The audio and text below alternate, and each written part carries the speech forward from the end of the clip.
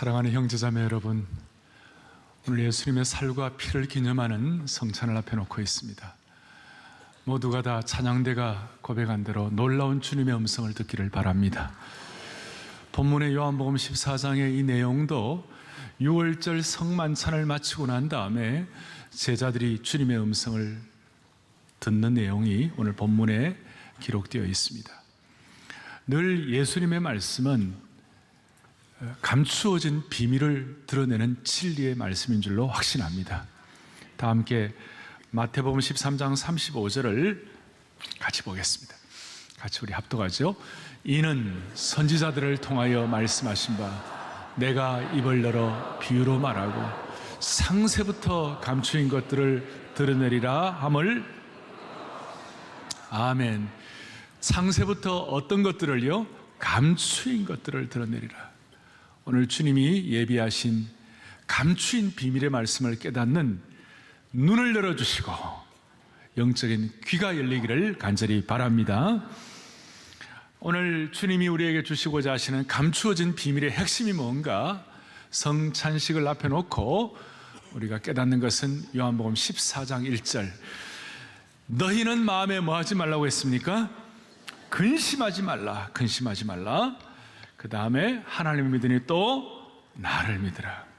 이 말씀의 뜻은 큰 근심과 삶의 무거운 짐을 지고 있을 때 꼭 필요한 말씀, 적절한 대처법을 우리에게 제공해 주신다는 것입니다. 14장 오늘 본문의 배경은 참 근심과 짐이 많을 수 있는 그런 상황이었습니다. 지금 14장 1절에 너희는 마음에 근심하지 말라고 그랬는데 바로 앞에 14장 38절 마지막 절에 뭐라고 나오냐면 예수께서 대답하여 이르시되 그러고 난 다음에 베드로에게 하는 말씀이에요. 베드로가 예수님께 무슨 고백을 하니까 예수님이 너가 나를 위하여 너 목숨을 버리겠느냐? 그 다음에 이렇게 말씀하시는 38절에 내가 진실로 진실로 너에게 이르노니 닭 울기 전에 내가 3번 나를 부인하리라 그랬어요. 그 말씀 듣고 베드로가 할렐루야 그렇게 했어요. 참 감사합니다 그렇게 했어요. 베드로 입장에서는 천둥치는 것 같은 충격을 받은 거예요. 주님을 위하여 목숨을 버리겠다고 그랬는데 예수님께서 너가 나를 3번 부인하겠다. 베드로의 입장에서는 큰 마음의 근심이 가중되는 시간이었습니다. 지금 제자들은 베드로뿐만 아니라 다른 제자들도 마찬가지예요. 다른 제자들은 조금 전까지 하나님의 나라가 임하면 좌편에 나를 앉게 해주시고 또 어떤 사람은 우편에 앉겠다고 그러고 막 서로 다투면서 불편한 관계였어요. 좀 부끄러운 그런 상황이었어요. 더더구나 예수님조차도 요한복음 앞에 13장 21절을 좀 보세요. 21절을 보면 예수께서 이 말씀을 하시고 심령이 괴로워 증언하여 이르시되 주님도 마음이 무거우셨어요. 주님도 마음에 큰 심령에 짐이 있으셨다 그렇게 말씀해 주셨어요. 그리고 겉으로 보면 오늘 본문의 말씀 가운데서 예수님께서 제자들을 떠나여 나는 천국으로 간다 하늘나라 간다 그러니까 14장 4절에 내가 어디로 가든지 그 길을 너희가 아느니라. 그러면 주님이 이제 떠난다 그러셨어요. 그러니 여러분 제자들 입장에서는 어떤 마음이겠어요? 아니 내가 그물을 버려두고 모든 것을 다 포기하고 주님을 따르고 다 섬겼는데 주님 떠나시면 우리는 어떻게 되는 겁니까? 다시 고기 잡으러 가야 합니까? 모든 것 다 포기하고 다 주님께 다 이렇게 의탁하고 다 끝내놨는데 이제는 다시 어떻게 다시 돌아가야 합니까?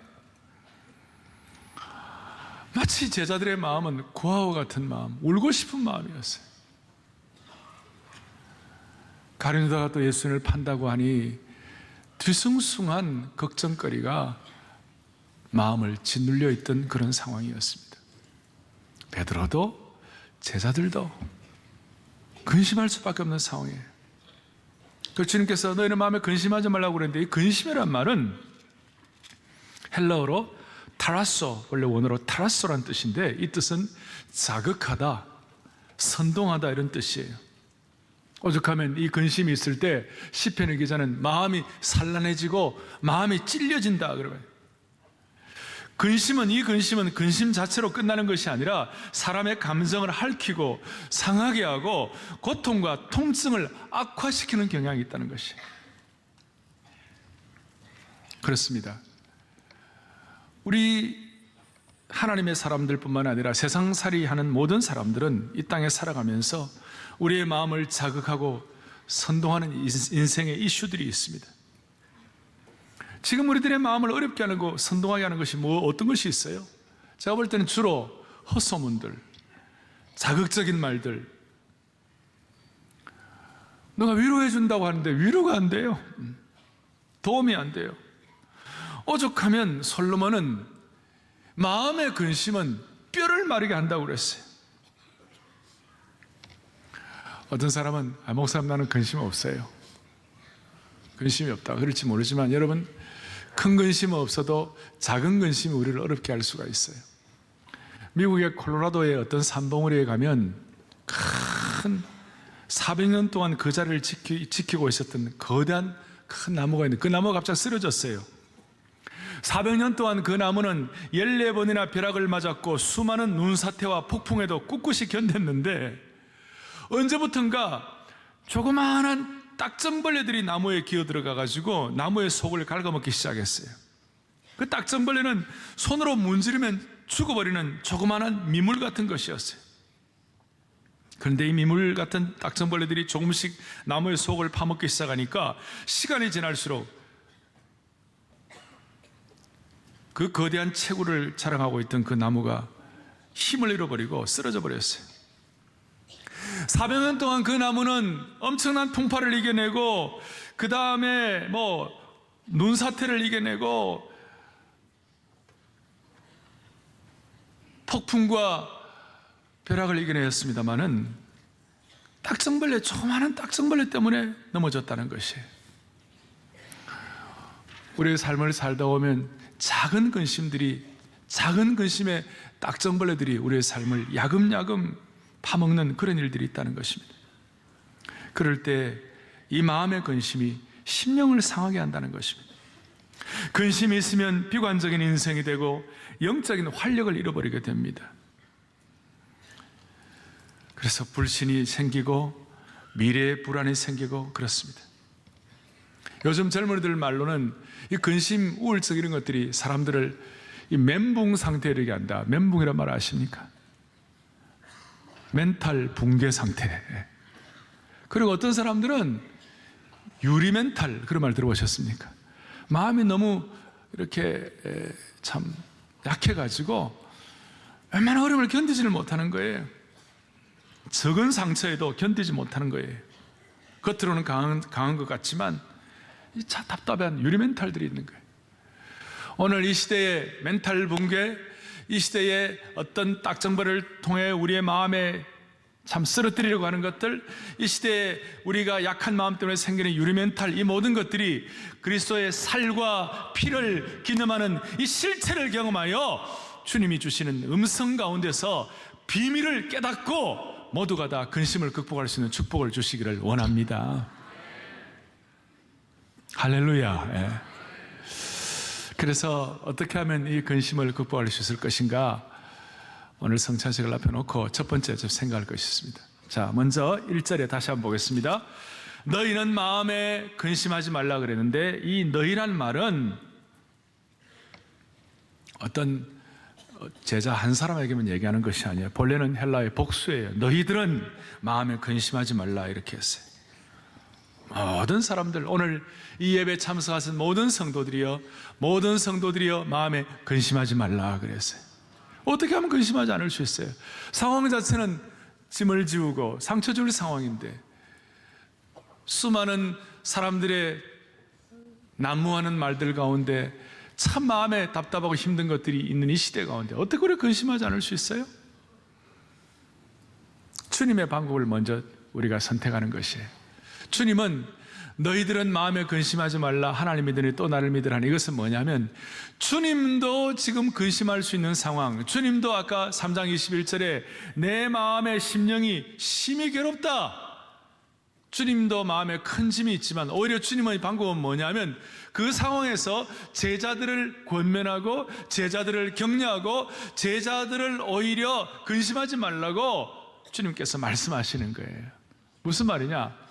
근심할 상황에서 그 근심을 여러분들이 고민하고 또 해석하고 또 연구하고 근심 문제에 관해서 박사학위 논문 받는다고 해결되는 것이 아니라 기본적인 자세가 오히려 근심될수록 내 주위에 나보다 더 어려운 사람들을 격려하고 권면하고 도우면 그 근심의 바닥에서 치고 나갈 수가 있다 이 말이에요.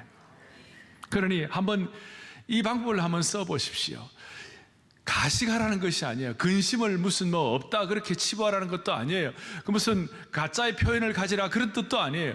근심이 될수록 오히려 내 주위에 더 어려운 사람들에게 관심을 기울이고 격려를 해보라 이 말이에요. 할렐루야. 그럴 때 그 근심을 돌파할 수 있는 기본이 마련되는 것이에요. 어떻게 마련되는가? 사도 바울은 이걸 깨닫고 고린도후서 6장 10절에 이와 같이 놀라운 고백을 하고 있어요. 그 6장 10절 다 같이 우리 크게 합독하겠습니다. 근심하는 자 같으나 항상 기뻐하고 가난한 자 같으나 많은 사람을 부유하게 하고 아무것도 없는 자 같으나 모든 것을 가진 자로다. 아멘. 바울은 실제로 근심할 일이 얼마나 많았어요. 바울을 죽이기 전에는 물도 안 먹겠다는 바울 죽이는 자살 특공대가 항상 예비되어 있었어요. 얼마나 바울은 짐이 많겠어요. 그런데 그 가운데 항상 뭐하고요? 기뻐하고. 바울은 아무것도 없었죠. 그런데 모든 사람을 부유하게 하고 아무것도 없는 nothing인데 everything, 모든 것을 가진 자처럼 그렇게 하라는 거예요. 이 뜻은 근심하고 짐이 있을 때마다 오히려 남들을 격려하고 세워주면 그 근심이 극복될 수 있는 길이 마련될 수가 있다, 그것이. 조금 더 깊이 들어가면 모든 그리스도인들은 근심할 수 있어요. 어려운 상황이 있을 수 있어요. 짐질 수 있어요. 그렇지만 모든 그리스도인들은 우리의 마음의 심령 깊숙한 밑바닥에 오늘 근심하는 자와 같으나 기뻐한다는 이런 고백을 할 수 있을 정도의 내면의 깊이에 심령의 기쁨의 생수가 기본적으로 자리 잡고 있다 이 말이에요. 기본적으로. 따라서 그리스도인들 가운데 내면의 깊숙한 밑바닥의 심령의 기쁨까지도 앗아갈 정도로 근심하면 안 된다 그 말이에요. 기본적으로 우리는 예수님의 피로 구원받은 하나님의 백성이라면 근심과 어려움이 있는 상황 가운데서라도 남들을 격려할 수 있는 그런 자세를 주님이 주실 것이요, 조금 더 깊이 들어가면 우리 성도들의 마음에 때로는 근심과 고통이 있을 수 있지만 내면의 깊은 기쁨의 샘물을 잃지 말라는 것이에요. 요한복음 14장 1절에 근심하지 말라는 이 뜻은 근심하는 자 같지만 너희 내면의 원천적인 기쁨을 압도당하고 빼앗길 정도로 근심해서는 안 된다, 그런 뜻이에요. 이것은 성도들의 불신앙을 증명하는 것이기 때문에 근심할 수밖에 없는 상황에서도 우리는 우리 속에 내면에 잔잔히 흐르는 기쁨의 강수가 말라버리는 처참한 형편을 경험하지 않을 수 있는 지속적인 비결이 뭔가? 주님께서 하라고 하는 것은 하고 하지 말라고 하는 것은 하지 않는 거예요. 근심한다고 그래서 근심이 확 있을 때 당장으로 근심을 해결할 수 없어요. 그거 가지고 막 고민하라, 주님 그렇게 말씀하지 않으셨어요. 근심할 수 있는 상황에서 오히려 근심하는 자 같으나 뭐 하라고요? 기뻐하라. 야, 이거 쉬운 일이 아니지만 그것을 예수님처럼 다른 사람들에게 권면할 때 주님께서 내면의 기쁨을 잃어버리지 않도록 우리를 붙잡아 주시는 줄로 믿습니다. 자, 주님의 살과 피를 기념하며 이것을 좀 더 우리가 체득하도록 하십시다. 그러면 두 가지를 적용하면 내가 가식이 아니라 다른 사람들을 오히려 근심한 상황에서도, 근심할 수밖에 없는 그런 환경에서도 다른 사람들을 권면할 수 있는 힘이 생기는 거예요. 두 가지를 적용하겠어요. 첫 번째 적용, 14장 1절 다시 한번, 너희는 마음에 근심하지 말라. 하나님을 믿으니 또 뭐예요? 나를 믿으라. 이것이에요. 첫 번째는 하나님을 믿으니 또 나를 믿으라. 여기 이중 강조예요. 하나님을 믿는데 또 예수를 믿으라 이거예요. 이 제자들은 다 하나님 믿는 사람이었어요? 모르는 사람이었어요? 다 하나님 이미 알고 하나님 믿는 사람이었어요. 그런데 근심을 하지 않으려면 하나님을 믿을 뿐만 아니라 또 나를 믿으라, 예수를 믿으라 그랬어요. 조금 더 깊이 들어가면 예수님과 더 깊은 관계에 들어가라 이 말이에요. 예수님을 좀 더 깊이 알라 그 말이에요. 이중 강조한 것 가운데 이미 하나님을 믿고 아는 사람들에게 예수님을 좀 더 깊이 알아가라. 그래서 오늘 이 본문을 자세히 분석을 하면 나를 믿으라, 하나님 믿으니 또 나를 믿으라, 그러면 그냥 믿는 정도가 아니라 본문에 보면 그냥 믿는다는 것이 아니라 내 안에서 믿으라 그랬어요. 정확한 번역은 내 안에서 믿으라, 영어로 believe in me, believe in me, 내 안에서 믿으라. 14장 본문에서 내 안에서 믿으라는 말이 5번이나 강조되어 나와 있어요. 주님 안에서 믿으라. 그래서 여러분, 우리가 근심하지 않을 수 있는 바탕 중에 하나는 뭐냐?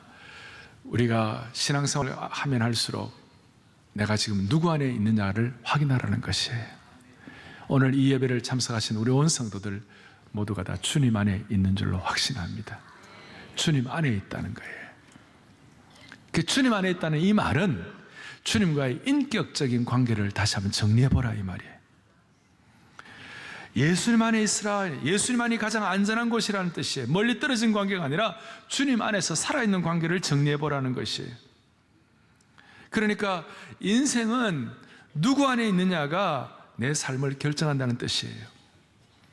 사랑하는 여러분, 진리는 지식과 정보가 아니에요. 진리는 살아있는 관계예요.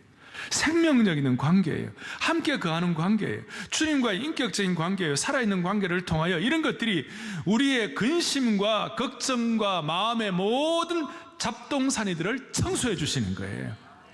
주님과의 살아있는 관계. 따라서 내가 내 마음의 깊은 기쁨의 강수를 메마르지 않게 하는 비결이 무엇일까?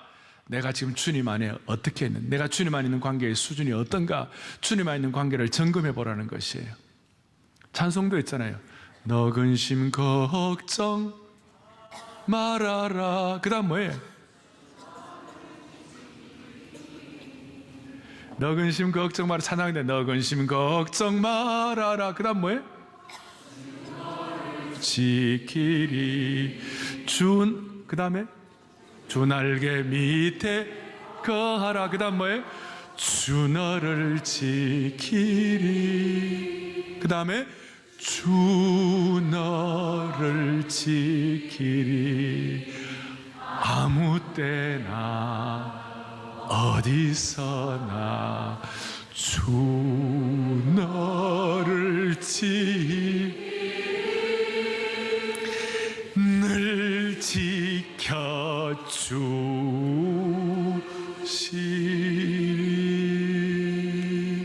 할렐루야.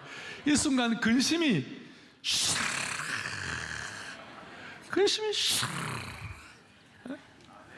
그러니까 내가 누구 안에 있느냐? 너 근심 걱정 말아라. 너가 주 안에 있다면 주 너를 지키리.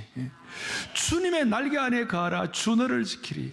아무 때나 어디선지 anytime, 내가 어떤 상황, any situation, 어떤 상황에 있었든지 주님 안에 가면 주님이 지켜주신다.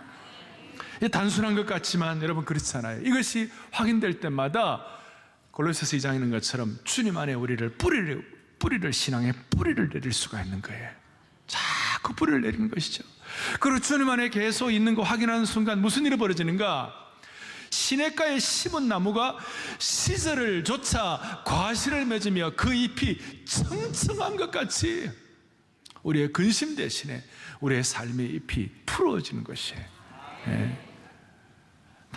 이것이 있을 때 우리의 삶의 무게, 그 다음에 거친 파도 여기에 요동하지 않는 거예요. 사랑하는 여러분, 오늘 주님의 살과 피를 기념하며 다시 한번 주님 안에 있는 것 확인하십시다. 내가 주님과의 교제의 수준이 어떤지 다시 한번 점검하십시다. 여러분 삶을 살아보세요. 밤새도록 수고하고 밤이 맞도록 고민하고 그 다음에 날마다 계획하고 다 해도 주님이 도와주지 않으시면 헛거예요. 가면 갈수록 더 느끼는 거 아니에요? 우리가 무슨 일이 있을 때 그걸 반응한다고 이리저리 고민하고 온갖 애를 써봤는데 나름대로는 의미가 있을지 모르지만 5년, 10년, 2년, 3년 뒤에 정리를 해보면 주님이 함께 하신 것이 최고지. 그것이 정말이죠. 나머지 애쓴 거는 그냥 어쩌지 진행한 것이고 하나님이 안에서 하나님께서 붙잡아 주신 그것이 진짜 해결 방법이었다 이 말이에요. 주님께, 그래서 우리는 주님께, 주님 안에서 주님께 맡겨진 존재, 바쳐진 존재가 됐다는 고백을 그렇게 할 수 있는 거예요. 주가 나와 동행을 하며 나를 친구 삼으셨네. 우리 서로 받은 그 기쁨을 알 사람이 없도다. 주님 안에 있는 사람이 할 수 있는 고백이에요. 자, 다시 한번 believe in me. 나를 믿으니, 하나님을 믿으니 또 누구를 믿으라고요? 예수님을 믿으라. 주님과의 깊은 인격적인 관계를 오늘 성찬을 통하여 다시 한번 확인하십시다. 이게 적용이에요. 두 번째 적용은 14장 2절 3절 내 아버지 집에 거할 곳이 많도다. 그렇지 않으면 너희에게도 일렀으리라. 내가 너희를 위하여 뭘 예배하러 간다고요? 거처를 예배하러 간다. 3절에 가서 너희를 위하여 거처를 예비하면 내가 다시 와서 너희를 내게로 영접하여 나 있는 곳에 너희도 있게 하리라. 우리가 쉽게 이해하면 천국에 대한 소망을 주시는 주님을 믿고 찬양합니다. 우리를 위하여 거처를 예비하신다고 그랬어요. 강남에 살면서 우리 요즘 얼마나 힘들어요. 많은 사람들이 전세 대란, 요즘 살 곳이 없어가지고 힘들어하는 분들이 많아요. 그런데 오늘 주님께서는 강남 정도는 비교가 안 돼. 강남에 있는 좋은 아파트는 뭐 오래 지어봐야 2, 3년 짓는데 예수님께서 우리에게 주실 그 거처는 지난 2000년 동안 주님이 지어주신 거예요. 그리고 피 흘려서 지어주신 하나님의 맨션 오브 더 힐탑, 천국의 놀라운 맨션이에요. 마귀는 이걸 생각하지 못하게 하려고 날마다 우리에게 둔한 감각을 갖게 하는 거예요. 특별히 천국에 대한 감각을, 천국에 대한 소망을 자꾸 둔하게 만들어요. 이 땅에 살아가는 것이 너무 리얼하고 삶의 실체가 너무 심각하고 매일매일 삶의 현장에서 너무 일들이, 참 고통스러운 일들이, 근심의 일들이 많아서 그런지 천국에 대한 소망이 자꾸 약해지는 거예요. 이 땅에 살 것이 마치 전부인 것처럼 그렇게 하시면 안 되죠. 천국에 대한 소망, 장래에 대한 소망. 사랑하는 여러분, 천국에 대해서 무디어진 우리 심정을 다시 한번 주님이 성찬을 통해 회복시켜 주시기를 원합니다. 천국은 여러분 고통에 눈물이 없습니다. 거기는 상함도 없습니다. 거기는 해함도 없습니다. 거기는 악한 자도 없는 것입니다. 거기는 오해도 없는 곳입니다. 정말 사모하는 것이에요. 정말 사모하는 것이에요. 그래서 여러분 고린도후서 5장 1절을 다 같이 우리 보겠습니다. 합독하겠습니다. 만일 땅에 있는 우리의 장막집이 무너지면 하나님께서 지으신 집 손으로 지은 것이 아니요 하늘에 있는 우리에게 있는 줄 아느리라. 다시 한번, 하늘에 있는 어떤 집입니까? 영원한 집이 우리에게 있는 줄 아느냐. 본향이 우리에게 있는 줄 알미니라. 따라서 히브리서 13장에 있는 9절에서 하나님이 이렇게 말씀하세요. 우리가 여기에 영구한 도성, 우리가 여기에 영구한 집이 없으므로 장차 올 것을 우리는 찾느니라 그랬어요. 오늘 이 천국이 우리의 돌아갈 곳이에요. 이 땅은 잠시예요. 돌아갈 곳이에요. 여행을 해보면 알지만 여행이 좋으려면 돌아갈 곳이 확실해야 좋은 거예요. 아무리 좋은 여행하더라도 마지막 돌아갈 데가 없는 여행은 진짜가 아니에요. 우리는 돌아갈 곳이 확실한 이 땅의 순례의 길을 뚜벅뚜벅 걸어가고 있는 것입니다. 그렇기 때문에 우리 그리스도인들은 이 땅에서 승부를 보는 사람들이 아니에요. 우리는 이 땅이 전부가 아니에요. 이 땅은 고운 것도 헛된 것도 다 지나갑니다. 그것은 전도사가 고백한 대로 무지개예요. 신기루를 잡는 것과 같아요. 다 지나가는 거예요. 그리스도인들이 이 땅에서 승부를 보는, 이 땅에서의 승부가 우리가 전부 다가 아닌 이유는 명백해요. 왜냐하면 우리는 이 땅에서만 살기 위해 창조된 것이 아니라 영원한 천국에서 영원히 살기 위해서 우리는 창조된 것인 줄로 믿습니다. 천국에 대해서 우리는 오매불망 사모하는 것이다 이렇게 얘기합니다마는 D.L. 무디 선생님은 아주 실제적인 얘기를 좀 이렇게 했어요. 자주 저는 여러분들에게 사랑하는 성도 여러분, 오늘 복음 때문에, 예수님 때문에 여러분 어떻습니까? 그러면 여러분 뭐 좋습니다 그렇게 하지 않습니까? 제가 자주 그것을 물어보는데 D.L. 모디 선생님은 그런 거 안 물어보시고 뭐라고 말씀하냐, 날마다 이렇게 자주, 오늘 우리는 천국에 하루 더 가까이 와 있습니다. 오늘 우리는 천국에 하루 더 가까이 왔어요. 내일도 우리는 천국에 하루 더 가까이 온 거예요. 그러니까 날마다 우리는 천국을 향해 사모하는 인생이에요. 근데 이 땅이 천국처럼 생각해가지고 천국 가지 않으려고 날마다 아등바등하는 그런 인생이 아니라는 거예요. 다시 한번, 사랑하는 성도 여러분, 오늘 우리 예수님 안에 거하는 하나님의 백성들입니다. 맞습니까? 본당에 안아주심 때문에 주님 안에서 주님이 우리를 품어주시는 것을 실감하는 이 자리입니다. 이 자리인데 우리 다시 주님 앞에 고백하는 것입니다. 우리는 오늘 하루 더 천국과 가까이 와 앉아있는 것입니다. 내일은 하루 더 단축될 것입니다. 그걸 우리가 사모하는 것이에요. 그 순간 우리의 근심이 사라지게 되어 있어요. 놀라운 일이 벌어지게 되어 있어요. 그리스도인들은 하루를 더 살면 살수록 하나님과 천국으로 더 가까이 나가는 거예요. 하루하루 천국과 더 가까이 갈 권리와 의무를 우리에게 주신 주님을 찬양합니다. 그런데 이제 성경을 하나님의 살아계신 말씀으로 믿지 않는, 그냥 한 부분만 믿고 또 취사 선택해서 믿는 이 자유주의 신학은 무슨 새하늘과 새 땅에 천국에 대한 소망을 믿지 아니하고 그냥 이 땅에서 조금 더 나은 환경이 회복될 것이다, 그렇게 생각하는 사람들이 많아요. 무슨 하늘의 천국을 바라느냐 하면서 마치 천국을 사모하며 사는 사람들을 현실 감각이 부족한 사람인 것처럼 비난하는 경향이 있어요. 여기에 대해서 유명한 기독교 변증가, 참 세계적인 기독교 지성인 C.S. 루이스가 정확하게 이런 표현을 하고 있어요. 하늘에서 살 준비, 천국에서 살 준비가 되어 있지 않으면 이 땅에서도 제대로 살 준비가 되어 있지 않는 인생이다 그랬어요. 따라서 이 땅에서 제대로 사는 비결이 뭐냐? 하늘을 사모하며 천국을 사모하며 사는 인생이 이 땅에서도 제대로 살아갈 수 있다는 것이에요. 진정으로 이 땅에서 제대로 된 삶을 살고 싶은가? 그렇게 했을 때 우리의 마음속에 다짐해야 할 것은 C.S. 루이스가 순전한 기독교에서 얘기한 것처럼 대부분의 그리스도인들이 천국에 대해서 더 이상 생각하지 않게 되면서부터 기독교는 이 세상에서 힘을 잃어버리고 말았다 그래요. 그러나 천국을 우리가 지향하면 이 세상의 삶도 덤으로 얻을 수 있다는 것입니다. 하지만 이 세상만을 지향하면 둘 다 잃을 것이다 그랬어요. 사랑하는 여러분, 천국이 얼마나 소중한 것이에요. 오늘 여러분들의 마음속에 근심이 있습니까? 말로 다 할 수 없는 아픔 때문에 짐을 지고 있습니까? 다시 한번 마태복음 13장 44절을 기억하십시다. 같이 보겠습니다. 천국은, 다시 한번요, 시작. 천국은 마치 밭에 감추인 보화와 같으니 사람이 이를 발견한 후 숨겨두고 기뻐하여 돌아가서 자기의 소유를 다 팔아 그 밭을 샀느니라. 얼마나 천국이 소중한지, 하나님의 나라가 얼마나 소중한지 자기의 소유를 다 팔아 그 밭을 샀다고 그랬어요. 무슨 말이에요?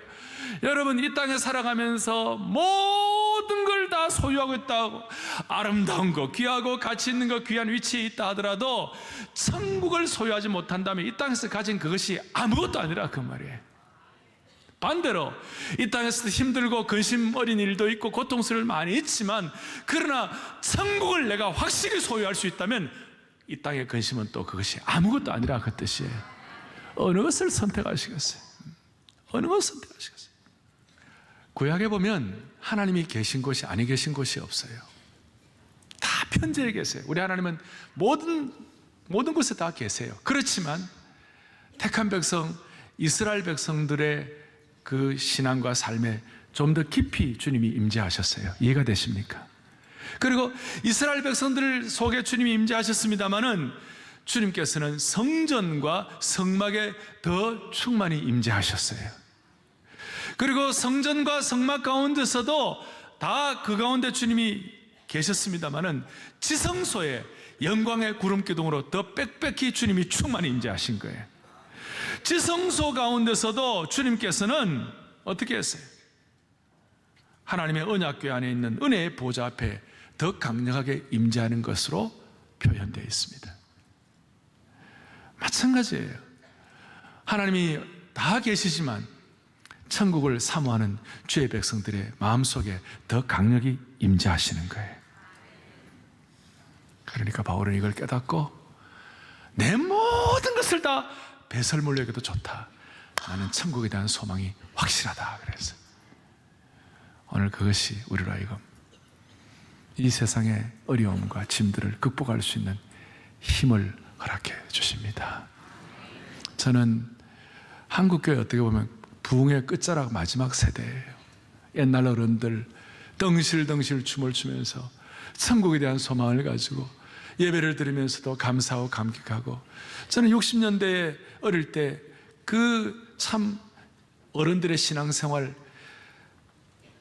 60년대에 한국 사회에 비참하고 경제적으로도 그러고 삶으로도 잘 풀리지 않는 그런 일들, 불안한 미래가 얼마나 많이 있었어요. 그런데도 불구하고 어른들이, 신앙의 어른들이 덩실덩실 춤을 추면서 그 짐을 이겨내고 기뻐하고 삶의 돌팔구를 마련하고 소위 그 브레이크트루 하면서 그들의 앞에 꽉 버티고 서 있는 벽을 돌파하는 것을 보았어요. 어떻게 해요?